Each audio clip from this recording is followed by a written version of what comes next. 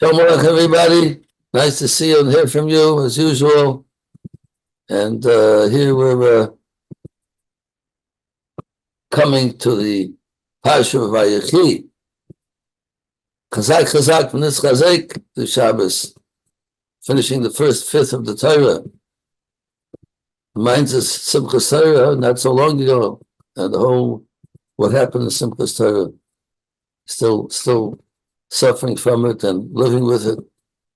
But Torah goes on, and we have to study Torah and still pray to Hashem, our brethren in Eretz Yisrael should have relief.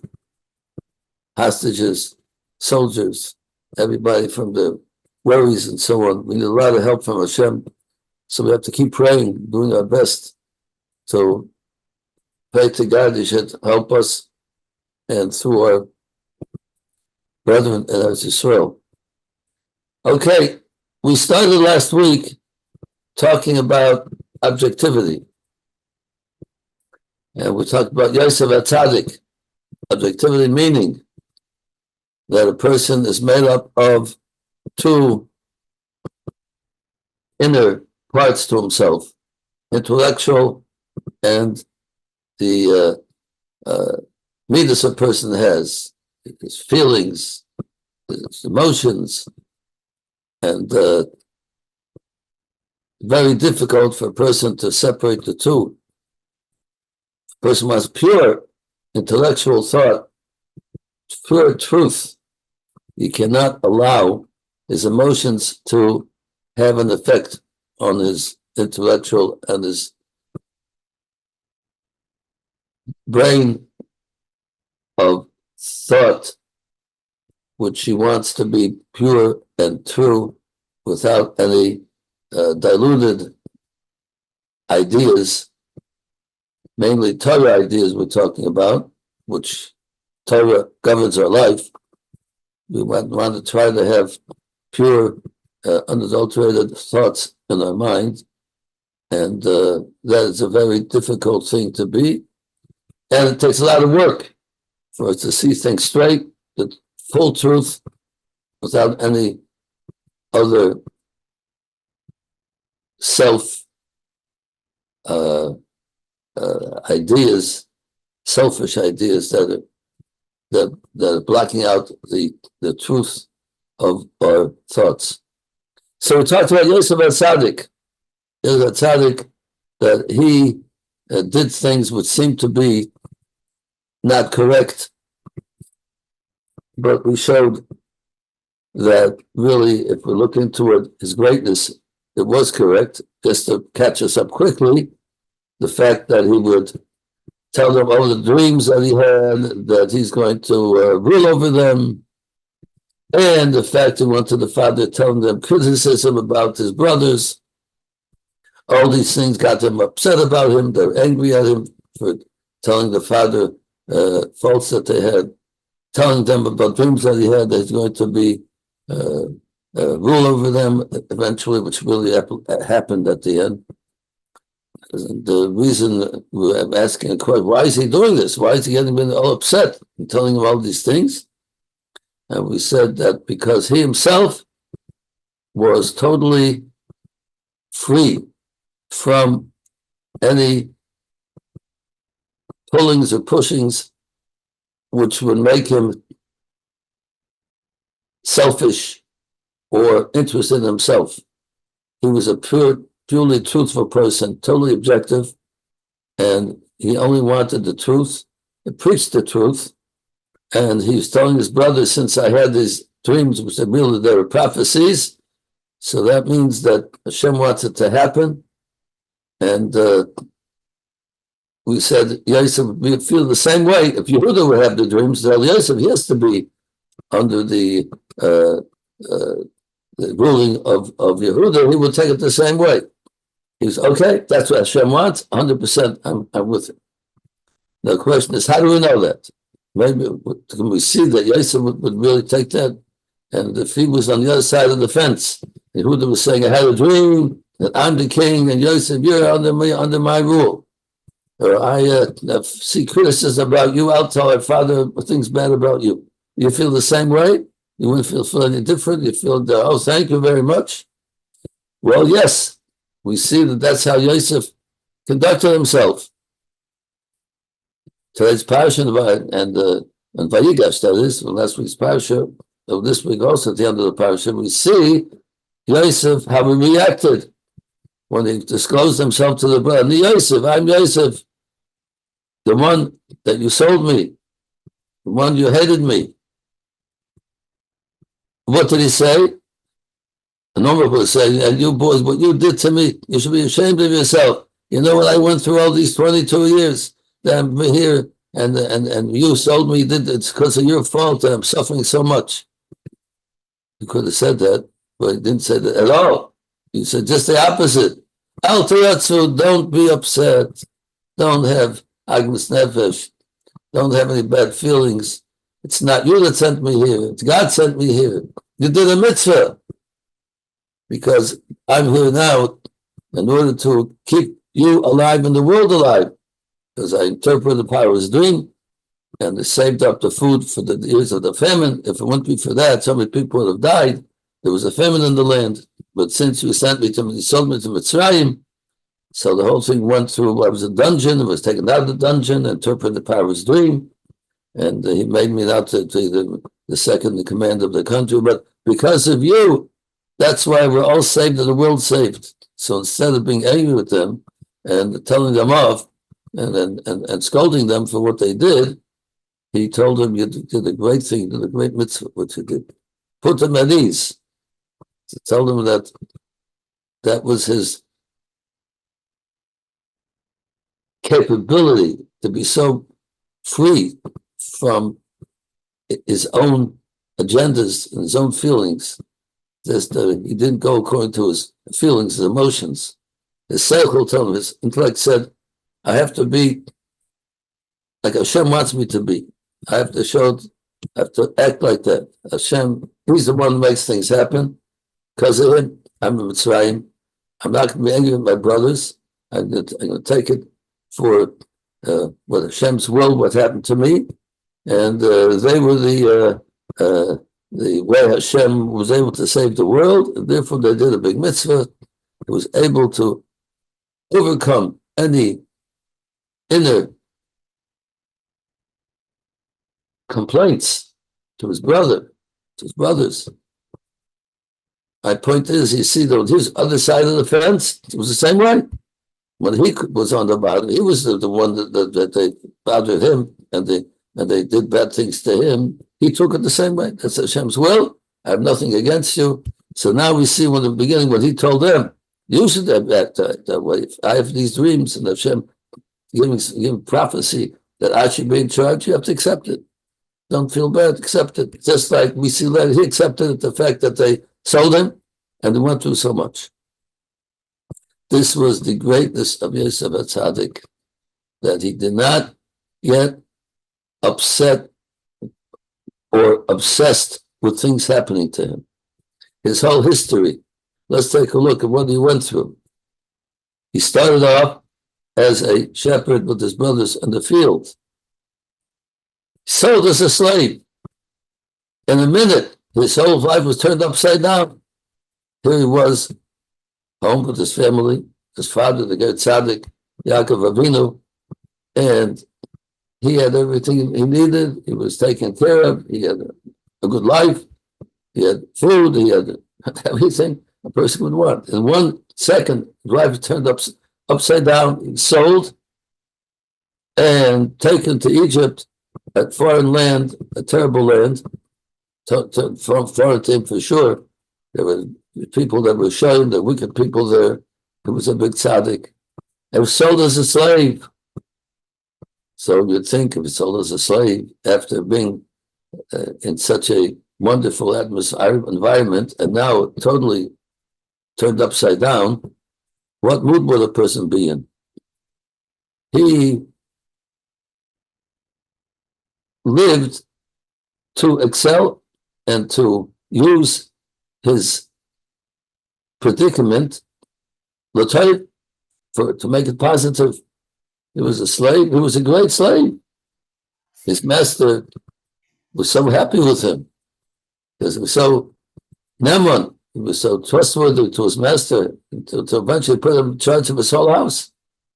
And Yosef was a full 8 cylinders working for his master. He wasn't depressed and unable to function correctly. He functioned correctly 100%. I'm in the situation of a slave. I have to make best of it. I was bought by this master. I have to serve him. And he was a true slave to his master. And the master was so happy with him. And he proved himself that he's not going to be overcome with his emotions. Most people in that situation would be very, very upset and depressed and not able to function fully. But yes, it was not like that. Hashem put me in this situation. I'm supposed to be here. I have to be productive. Person in this world has to be productive and not be overcome with problems that face him, with challenges, and sidetrack him from what Hashem put us in this world. Put us in this world that whatever predicament we find ourselves in, we have to use it for something positive. And this was it's totally objective, meaning he was not faced by problems that were surrounding him. And the fact that he was uprooted from such a wonderful life, put into a life of slavery, he was kept strong. So Hashem put him in the next challenge, being accused of doing terrible things with the wife of Potiphar. She accused him of doing improper actions with her and accusing him. And of course, she was nagging him the whole time, trying to sin together with her. And he rejected it, and he stood strong. That was another challenge that was put through until she got so angry at him that she had him put in prison, accusing him of the worst. And now he's in the next challenge. He's in the dungeon. So the slavery was bad enough, and now he's put into the dungeon. Now, dungeon those times, not like today. You put a person in jail today. A lot of people in jail, when they get free, they want to go back again because they have such a good life in jail. They have enough food to eat, and they have entertainment or whatever it is. Dungeons those times they're called a bar. It's called a hole in the ground. They used to treat the prisoners with terrible, terrible ways of treating them. Now he's put into the dungeon. And now how is he going to react now? Now maybe he's going to be upset, be angry, be depressed. No, not yes. Yes, I'm in the dungeon now. I got to make the best of it. This is what God put me in now. So we have to make sure that we do the best in the dungeon. So what does he do? To the extent it was so good that the master of the dungeon made him charge of everything and put full trust in Yosef. He was such a good prisoner. Imagine that. He was a great prisoner that he put him in charge of the whole operation. Because in the dungeon, you got to be productive in the dungeon. I got to be productive in my life. I can't let side things distract me from the fact that I'm such a bad position now, such a change in my life. And from bad to worse, the frying pan to the fire, from being a slave to the dungeon, accused of something he never did. Now everybody's talking about it, like Rashi says, the whole time we're talking about what the guy did, which was totally false. It was an accusation to frame up. But Yosef said, if this is where I am now, I have to make the best of it. I'm not going to let my challenge take me over and stop me from functioning like Hashem wants me to. Wherever I am, whatever I'm doing, I have to do my best. So he did the best in the dungeon. To an extent, as we all know, he cheered other people up. Not only was he not depressed and needed cheering for himself, but as we know, the butler and the Saramashkim and the people in charge of the king's bread and the king's wine, that they were put into jail. They had a dream and they looked sad. Yosef came in the morning. Why you look sad? He's asking them. Look at him, like as if like I'm so happy. Well, why can't be happy? He's so happy because that was Yosef. He was objective, not being flawed by his own problems. He knows he has a tafkid in his life, a purpose in life. Hashem put him there for a reason. Maybe he doesn't know the reason, but he's not going to be depressed. He's going to make the best of it, which naturally came a great thing, actually, eventually, ultimately. But here, Yosef, no matter where you put him, he's being active, productive, and not being depressed and cheering other people up. If you're depressed, you can't cheer other people up. And they asked him, why are you sad today? He asked the two prisoners that were there. The king put them in prison because they didn't serve him correctly. So here again, we see Yosef, this greatness of Yosef, being able to be not affected by difficulties in his life. And he spent a few years in jail. And then they took him out of jail because King Pharaoh had a dream. Nobody could interpret his dream. And the Sarmashkim told Pharaoh, when we were in jail, we had this young man who was from foreign country, interpreted my dream, maybe he'll interpret your dream. So Pharaoh was very excited. Nobody could interpret the dream, so let's try this guy. Took him out of the dungeon, brought him to Pharaoh, and he interpreted the king's dream, and all of a sudden, in a minute, he turned from being a prisoner and from a slave, a prisoner, and now he's second in command, second only to the king. That he made him in charge of the whole country. Okay, so now it's a whole different story. Now, what should he feel? What's his challenge now? Not to be depressed anymore, not to be upset anymore, but not to feel very arrogant. Look at that! Look at me! I interpreted the king's dream, and now he made me second to the king, and he gave me a great wife to marry, and I'm top of the world, and everybody has to bow down to him, and he's in charge of everything. Was he arrogant? Was he going to now feel that the opposite, that he's going to show that he's how great he is? And right away, king said, I heard that you know how to interpret the dream. This was a big chance. Yes, Your Honor. Yes, Your Majesty, I can interpret dreams. No, it's not me. It's Elohim. It's Elohim. There's a God in the world. He'll be the one to interpret the dream, not me. It's not me. Of course, this is where he started teaching Chaim about the Elohim to the king, or he taught it the whole time. Here, the king of Egypt, the most powerful king in the world at the time, and now he's introducing him to Elohim. It's not me. Here he had a chance to King Pharaoh to interpret his dream, to put on top of the world. Right away, he showed his humility. Afterwards, he was Yosef. The Torah says, Edus, witness on him. Who Yosef? The same Yosef that was the same humble person was taking care of his father's sheep many years ago. That's the Yosef, the same humble Yosef put on top of the most powerful nation in the world.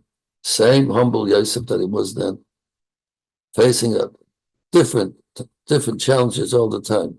All of this, one extreme to the other extreme, being a slave, a prisoner, dungeon, and being in charge of the country.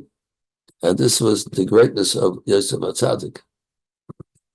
He did not allow any emotions to disrupt his emes, his straight way of thinking, his actual intellectual power that he had, which was he was a very bright person naturally, and he was totally intellectually truthful, only for the truth, for the emes, and didn't allow his emotions. That is called Nikius. That's also Shem, the great book, also Shem, talks about this great midah this great person's personality of a person to have the midah of nikius. Nikius means cleanliness. Cleanliness doesn't mean over here physical cleanliness. It means spiritual or intellectual cleanliness. Clean from ideas which can distract a person or sway a person to make false decisions because he's not totally clean from his animalistic feelings and ideas, and that makes his ideas sway in the wrong direction. And that's what Yosef was totally worked on himself. It doesn't come by itself. It takes a lot of work, a lot of days and years of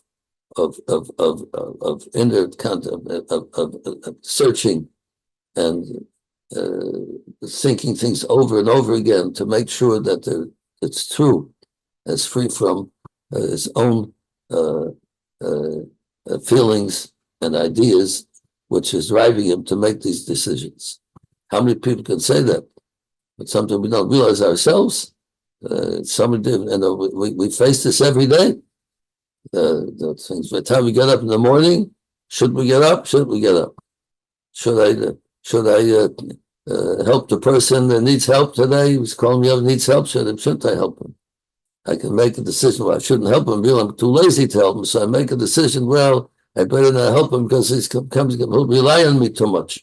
It's not good for him to help the person because he asks me so many times to help him. He'll become won't be self-sufficient. He'll rely on me all the time. Really, what's driving me to make that decision because I'm too lazy to help him. So intellectually, I think I'm thinking the right thing, but actually, what's driving my thoughts in that direction because of my laziness, because my animalistic feeling of laziness that I have, and there's some decisions that come that we make, and we're tainted with our own selfish feelings that's driving us to make those decisions.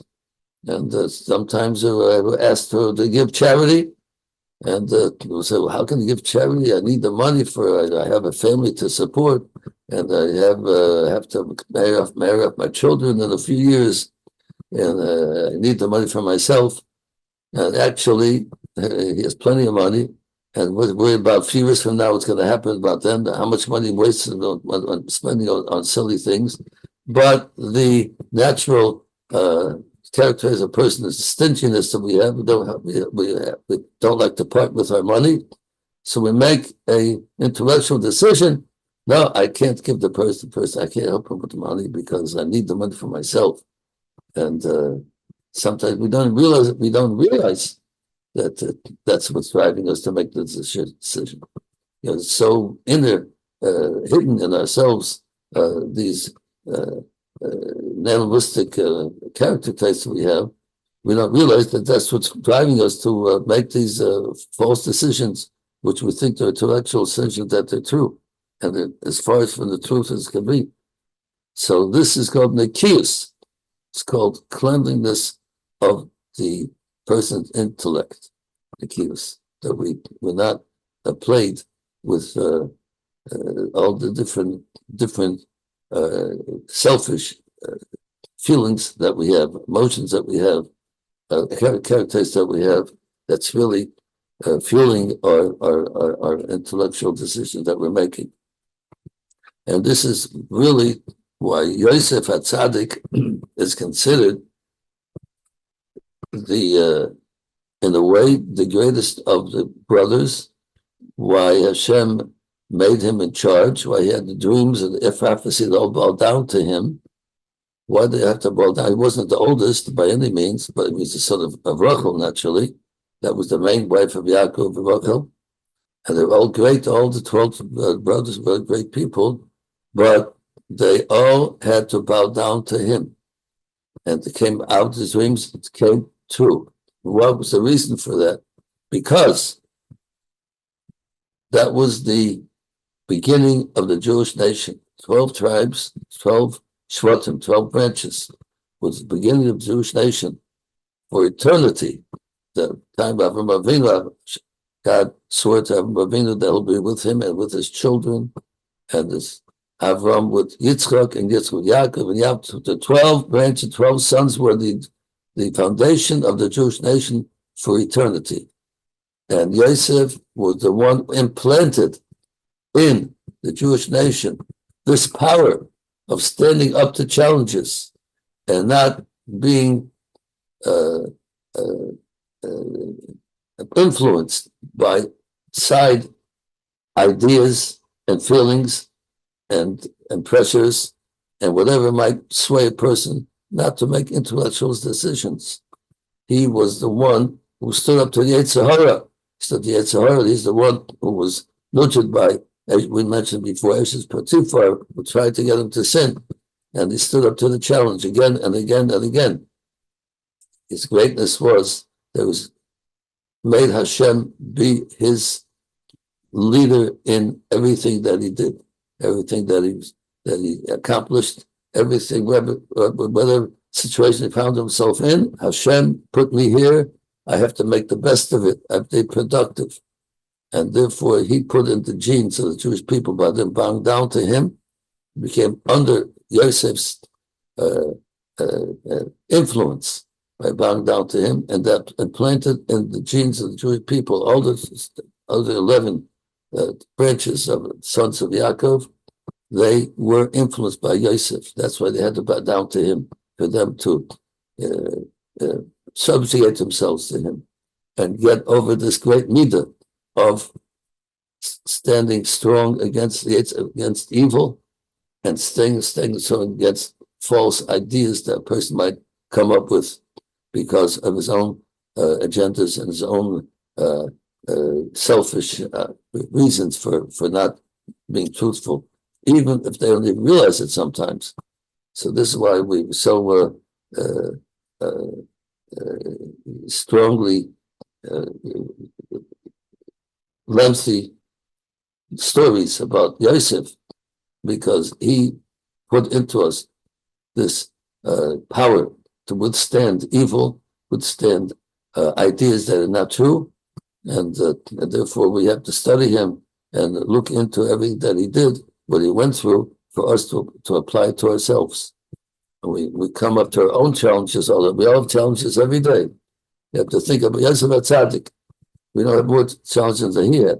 And he stood up to what's true, what's right, and didn't allow any evil influences or pressures to change what's right, what Hashem wants him to do. And we have to go in his footsteps and all realize that Hashem wants us to do the Torah, the laws of the Torah, the ideas of the Torah, the life of the Torah, the purpose of the Torah, everything about us, we're Jewish people. The Torah is our guide. Torah is Hashem's will, and we have to live up to Hashem's will and not allow any evil from the world from without or evil from within, that we have our own problems, that we have character traits that are trying to pull us away from the Torah law.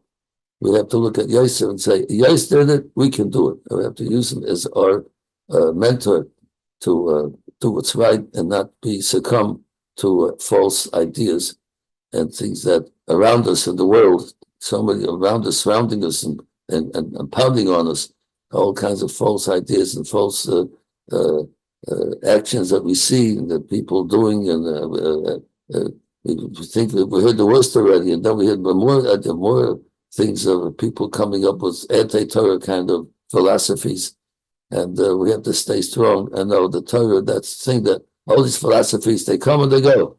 The only philosophy that stayed for all thousands of years is the Torah. All the other ones, Aristotle and Plato and all these guys with the philosophers, their philosophy today is not accepted. And all kinds of, the Greeks at the time, the Greeks are down the drain, and all these different philosophies are forgotten and left at, most of them, and but certainly not accepted. The only thing that lasted through the generations, through all the trials and tribulations that Jews went through, that's Torah, because that's Hashem's truth, that's Hashem's Torah, that's what's last. So we have to make us a part of that and make part of our way of thinking.